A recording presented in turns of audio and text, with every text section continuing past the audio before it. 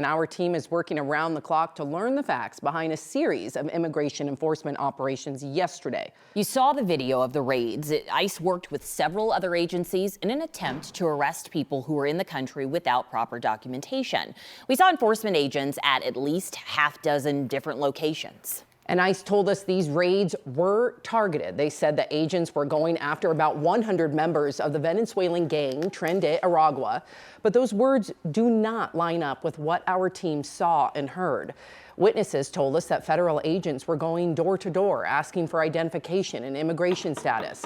Doorbell camera video told a similar story. I'm eating, I'm getting ready to sleep, and then out of nowhere, I hear a loud bang on my door, right?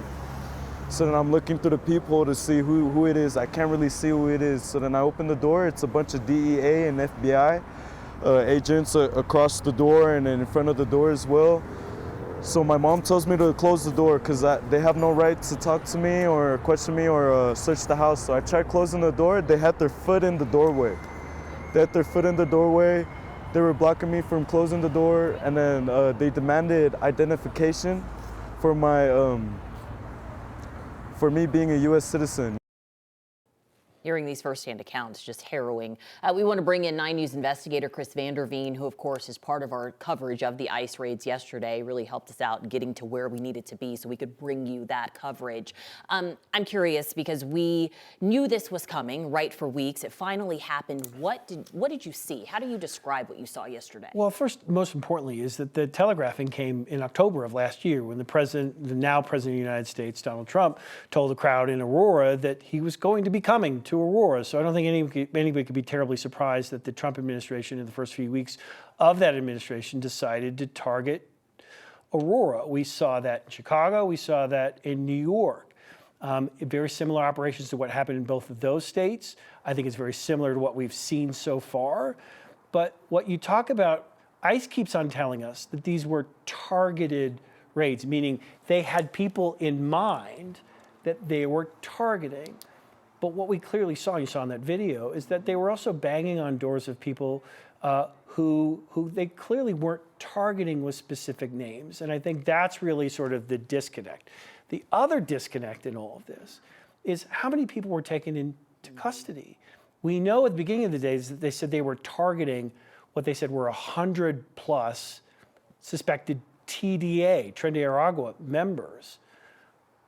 We know that at the end of the day, they got 1. They didn't get 100. We know they got 1.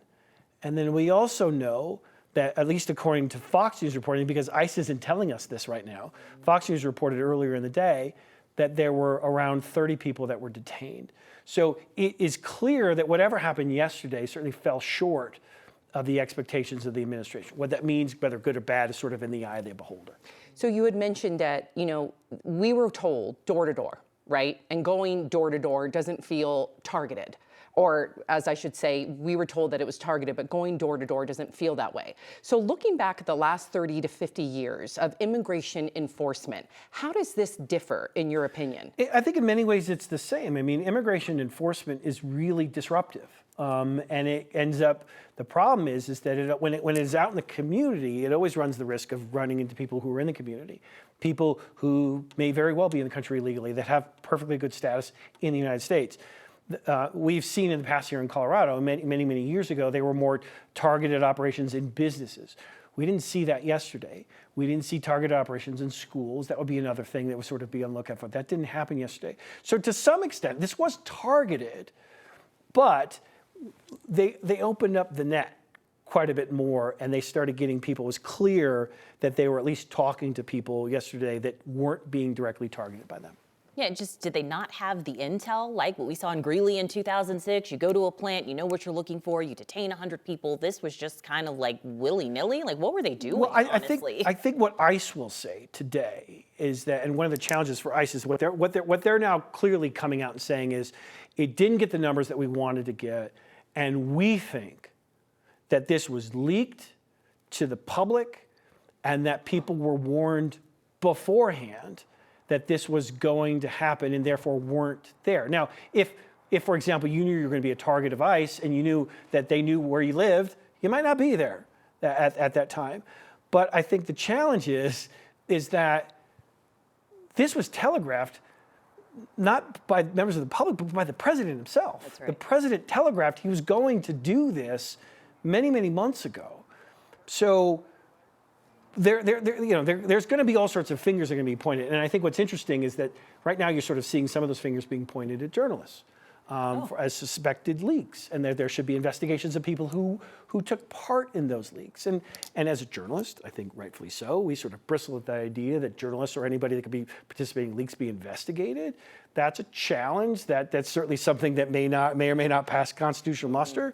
But at the same time, it is clear, if you think what happened yesterday is a surprise, you were not listening to what the words of the president had been saying for weeks. He telegraphed this for weeks. Right. It was part of his campaign promise. Yeah. Operation Aurora. That he followed through with. Do you anticipate more of this in Aurora, in Denver, Thornton? So what I think is that clearly there were, they say there were 100 people that were targeted yesterday. If they get a third of that, they're going to continue to have those operations. I think what they say, and this is where we're going to have to hold them to it, is that what ICE is saying is that they're targeting people that had been previously ordered for removal from the country, that a judge has signed off that they're supposed to be removed. A judge has already said that. The key is there's lots of people, for a variety of reasons, may be perfectly legitimate reasons to be here. They may not have permanent status, but they are seeking asylum. They've gone through the proper channels that are allowed under the confines of American law to be here. And so the question is, are they going to start capturing and getting those people caught up in the net as well? This is what we're going to have to pay attention to. I suspect we're going to see small operations continue in the Colorado area. There will be other cities that sort of get the Fox News crew treatment. That will happen. But what happens here in Colorado, I suspect we won't see what we saw yesterday anytime soon, I don't think. But I think what you're going to see is more small operations. And as this continues, you have to think about the mental state of people who are in this country illegally and those who are here legally. That image, I mean, I went to sleep thinking about it. The mom, right? I know that image. Yep. Who had her child on her hip being loaded into a big white van. I mean, what does this do to people mentally? It's fear. And I think, like, depending on your your thought process in this, and clearly there are two different thought processes in this country. There are people that want people in this country to be afraid. There are. And there are people who don't. But I would say that fear is part of the plan. This is meant intentionally to be disruptive. Yeah. Again, you can take that for what you will. That's basically an apolitical statement, but I think that's the intention. Wow. Chris Vanderveen, thank you so much for your insight.